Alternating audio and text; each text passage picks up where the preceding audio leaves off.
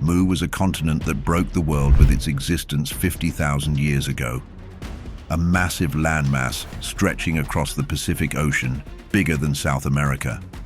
Home to 64 million people who built 7 major cities and mastered technologies we still can't explain today.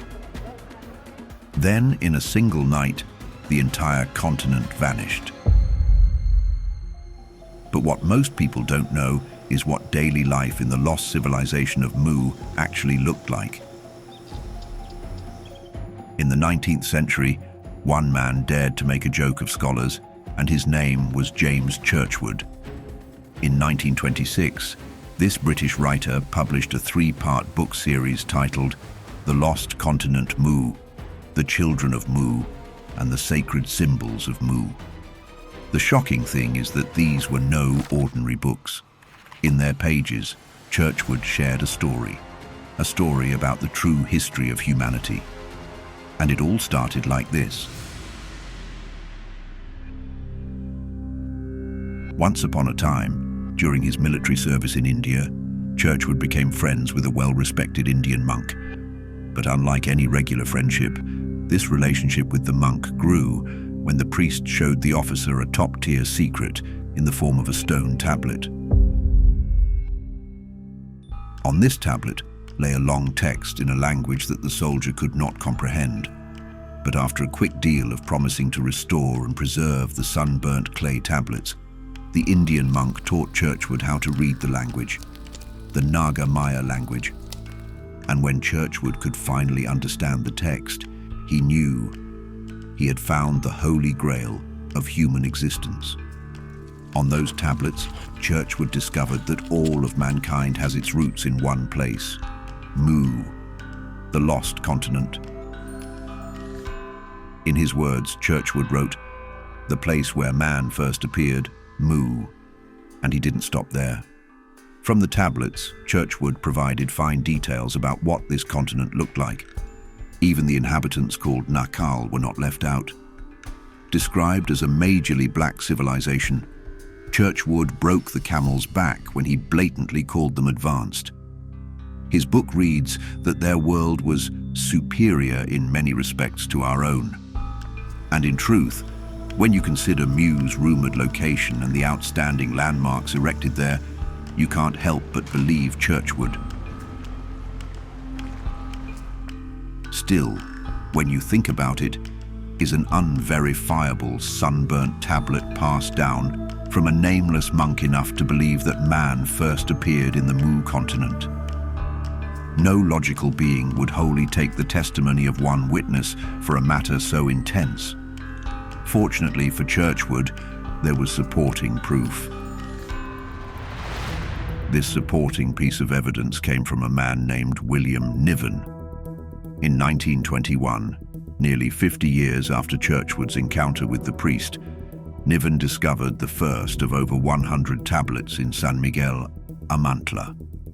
At first, the infamous archaeologist was excited at his discovery, but not until he faced an issue.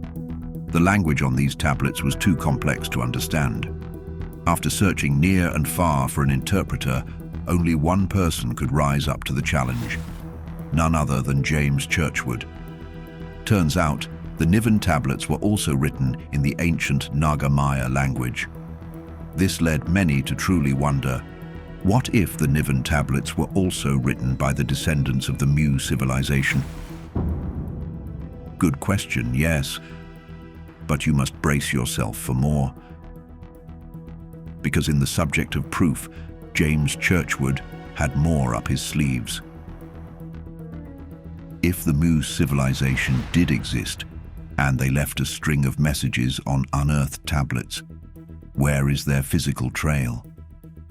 This is where Churchward pulled out an irresistible card: the unexplainable structures both underneath and around the Pacific Ocean.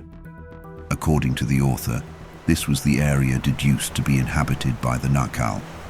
And if the Mu civilization was as real and advanced as Churchward stated, there would surely be monuments to back their existence. And at the top of the list of these unexplained structures, we have the Moai statues of Easter Island. Located at an eerily approximate coordinate, the Moai are massive stone statues resembling human figures, all built by the Rapa Nui people of Easter Island. All oversized heads that are 3 times the whole statue, with no legs. But these are no ordinary monuments. One look at them, and you can tell that they were built with such fine engineering that it rivals modern architecture. What's more, the history of these statues links their builders, the Rapa Nui people, to an advanced ancient civilization, one that only fits the description of Mu. When the Rapa Nui people were interviewed regarding their inspiration for building the statues, they noted that it was to honor their ancestors. But what ancient ancestors did they mean? What if they were referring to the oldest civilization, the Mu civilization?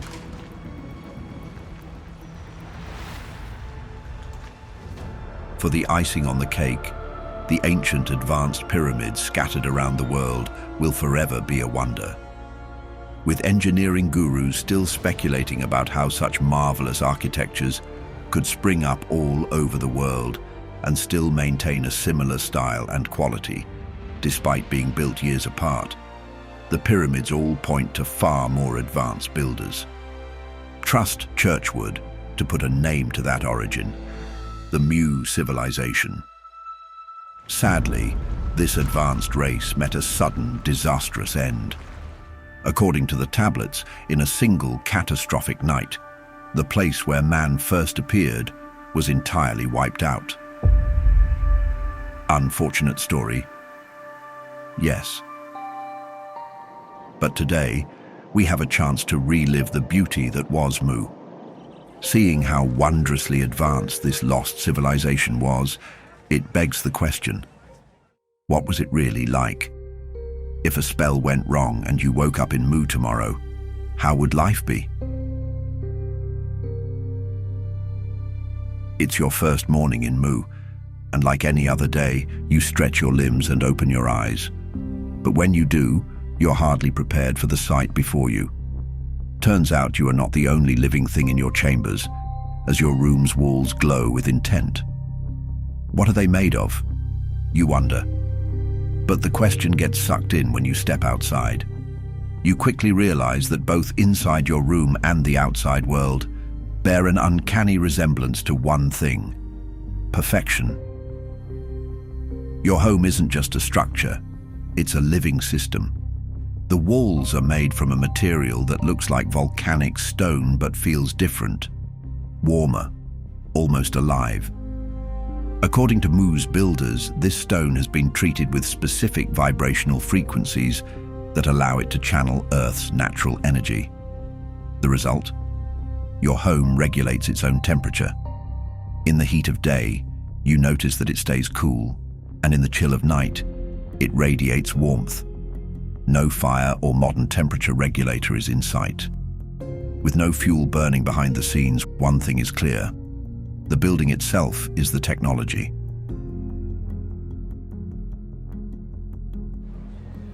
You look down the street and notice something else unusual. There are no roads, not as you know them.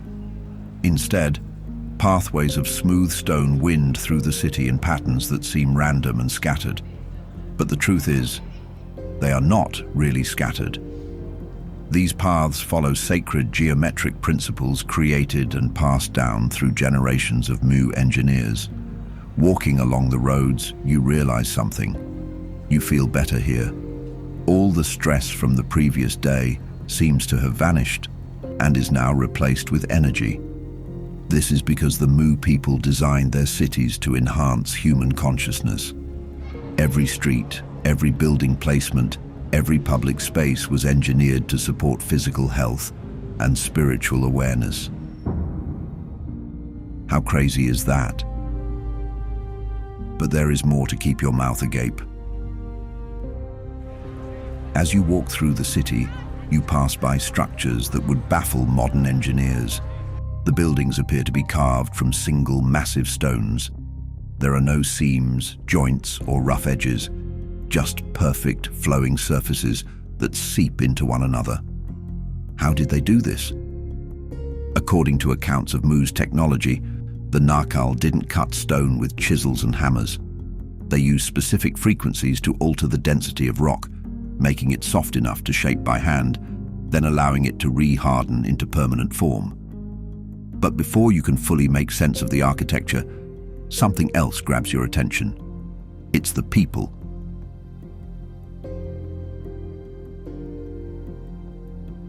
The Narkal are unlike any humans you've seen. As Churchward elaborated in his books, they stand between 12 and 15 feet tall. So there you are beside one of them, looking like a dwarf waiting to be swept away by the wind. Their skin bears a dark, yellowish-brown color, almost mahogany, and their features are everything unusual. From having pronounced lower jaws to small but piercing eyes set far apart, these are your new neighbors. This is when it dawns on you. You're not just visiting an advanced civilization, you're visiting something that might not be entirely human.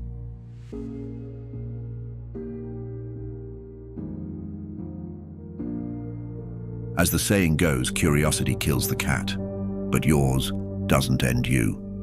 Instead, your curiosity leads you to the heart of the city, the Crystal Temple. Unlike the way we understand temples to be religious buildings, this Crystal Temple is far from that. It is rather the power source for the entire civilization. A massive structure built around an enormous quartz crystal that rises from deep within the earth. As you approach, you feel it before you see it. A low vibration that resonates in your chest. The crystal is active, channeling electromagnetic currents from the planet's core and redistributing them throughout the city. Inside, the temple is breathtaking. The walls pulse with violet and blue light. Smaller crystals, each carefully tuned to specific frequencies, line the chamber in geometric patterns.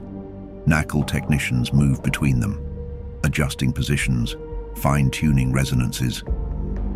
As esoteric texts say, this here is how Mu generates power. No coal, no oil, no nuclear fission, pure crystalline energy channeled from the earth itself. But the Crystal Temple does not just generate power, it does something even better: healing.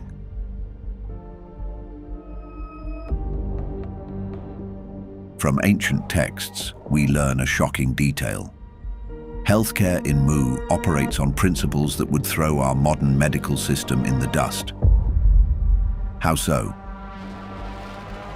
When you feel unwell in our world today, you visit the hospital as quickly as possible. But imagine a world where you don't have to visit a doctor's office with sterile white walls and harsh lights. That world is Mu's Crystal Temple. Aside from generating power, this temple is said to serve as a healing sanctuary, starting with the structure itself. Built from stones tuned to healing frequencies, the temple's structure screams therapy. From decor laced with sacred patterns that calm the nervous system, to fragrance scented with natural aromatics that balance brain chemistry, the chamber doesn't leave you scared. Healing already started from the entrance. Next up, the healers who greet you aren't just trained in physical medicine. They're spiritual practitioners who understand that body, mind, and soul are inseparable. Here, diagnosis doesn't involve blood tests or X-rays. Instead, the healer reads energy fields. To them, illness appears as a disturbance in the energetic body that surrounds your physical form. They see where energy is blocked, where it flows too rapidly, and where it stagnates. Once this is discovered, they proceed to treat patients with sound and healing frequencies. No doubt this rings like a sci-fi movie, but this was the wonder of Mu's medicine. How mind-boggling. But crystal healing is just the beginning of the awesomeness of this lost civilization. As you explore further into Mu's technological districts, you discover capabilities that blow your mind, leaving you stranded in wonderland. For instance, Mu's transportation operates on principles we've completely lost. Despite their impressive size, the Narcal don't walk everywhere. They have vehicles built for their size. But that is hardly the fascinating thing about their transport system. It is how the vehicles aren't powered by combustion engines or electricity. There is more. As you gaze at these gigantic beauties, a transport pod glides silently past you, hovering several feet above the ground. With no wheels or visible propulsion system in sight, the vehicle is moving through the manipulation of local gravitational fields. In surprise, you stagger.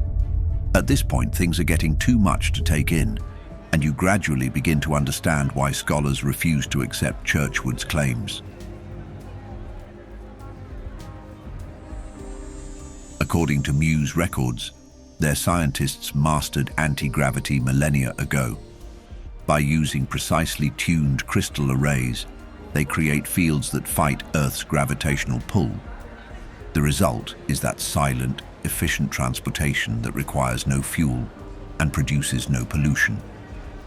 But that's not even the most impressive technology. After basking in the marvel of their transport system, you learn that some Narcal can travel vast distances almost instantaneously. But this time not with vehicles, but through a method more complex than teleportation. By raising their vibrational frequency to a specific level, advanced practitioners can disappear from one location and reappear in another, sometimes hundreds of miles away.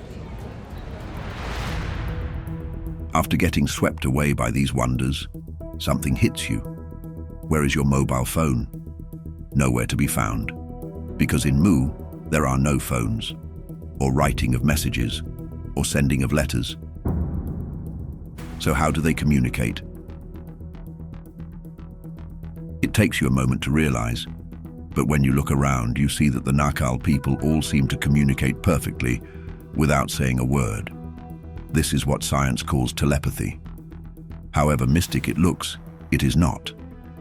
As the texts emphasize, the Mu people are so advanced that they develop this skill through trained ability.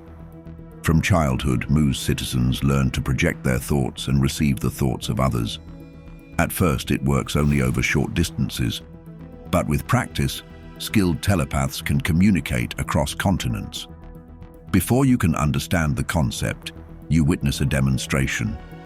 Two Narcal standing hundreds of feet apart, one projecting equations and the other receiving and solving them, all without speaking a word. The transmission is instant and perfectly accurate. It begs the question, what would our world be like if everyone could read everyone else's thoughts? In Mu, this ability created a civilization where lying is nearly impossible and misunderstanding rarely occurs. In turn, empathy is the order of the day because you can literally feel what others feel. But it also means privacy is different. The Narcal learn from an early age to shield their thoughts, creating mental barriers that keep private thoughts private while allowing intentional communication to pass through.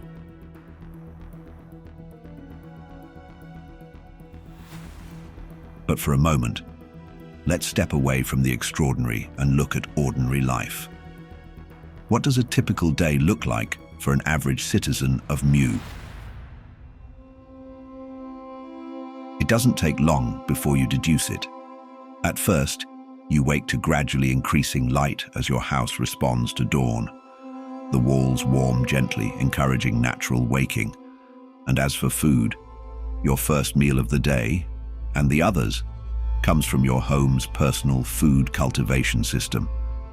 You see the plants growing in frequency-enhanced soil, nourished by water, charged with beneficial vibrations. The result is food that's not just nutritious, but actively healing. And this is why the Mu people were said to possess anti-aging qualities. How could they not when every meal is tailored to exactly what the body needs?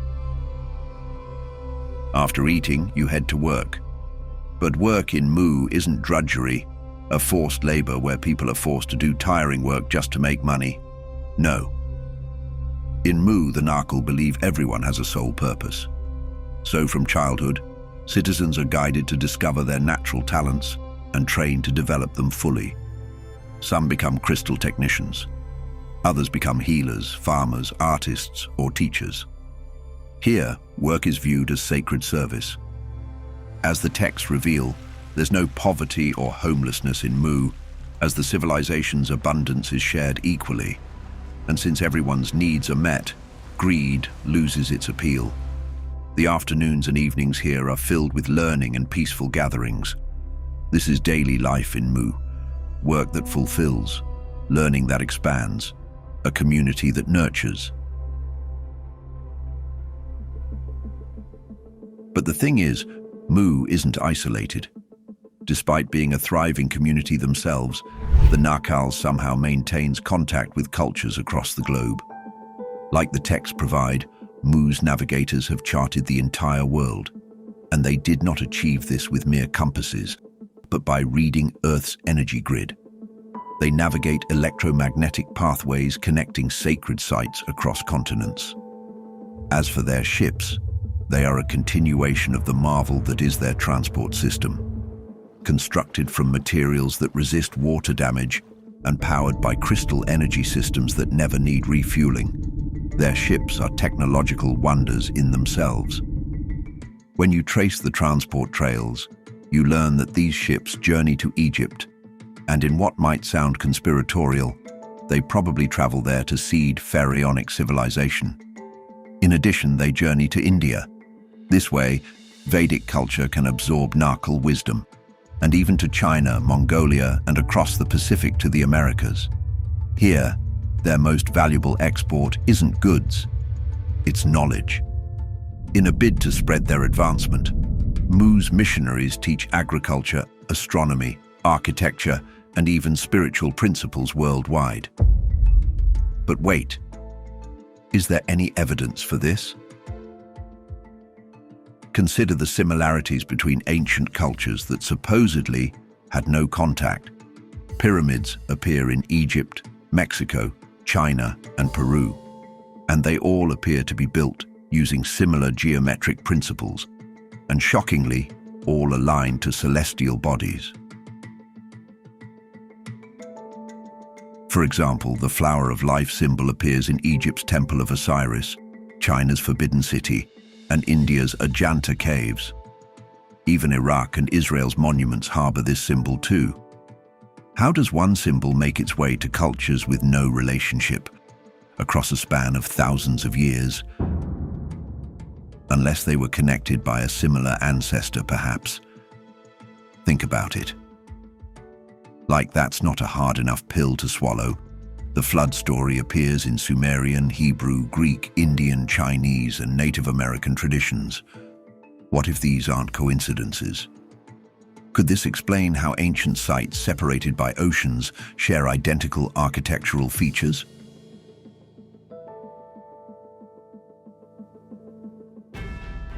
But unfortunately, all civilizations end, and Mu's ending is unlike any other in history.